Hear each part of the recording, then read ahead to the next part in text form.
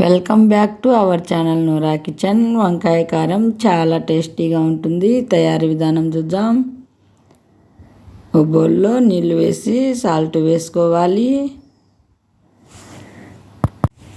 సన్నగా వంకాయ ముక్కలను కట్ చేసి ఇలా బౌల్లో ముక్కలన్నీ ఇలా వేసేయాలి.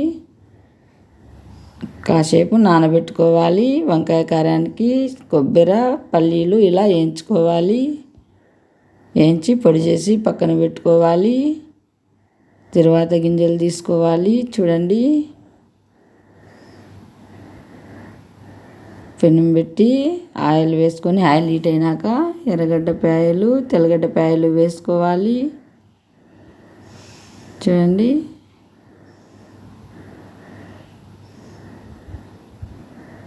ఇలా వేయించుకోవాలి. కలర్ లైట్గా చేంజ్ అయ్యాయి, ఇంకాస్త వేగాలి. చూడండి, ఆయిల్లో ఇలా వేయించుకోవాలి.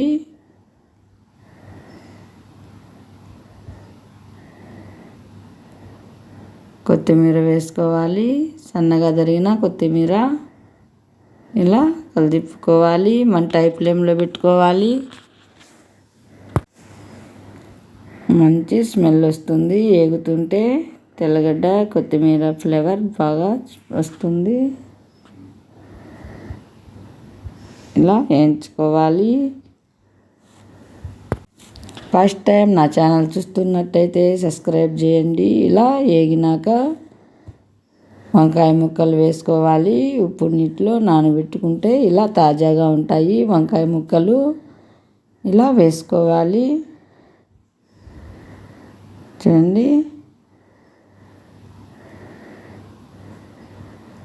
మంట హై ఫ్లేమ్లో పెట్టుకొని కలిపుకోవాలి. ఒకసారి రుచికి సరిపడా సాల్ట్ వేసుకోవాలి.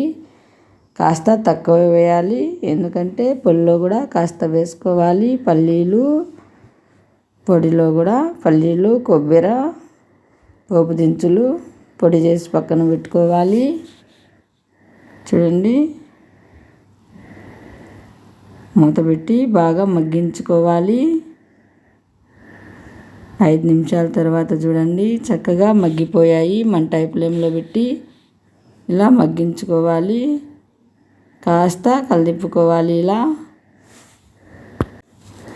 పల్లీలు కొబ్బరి జీలకర్ర సాసువలు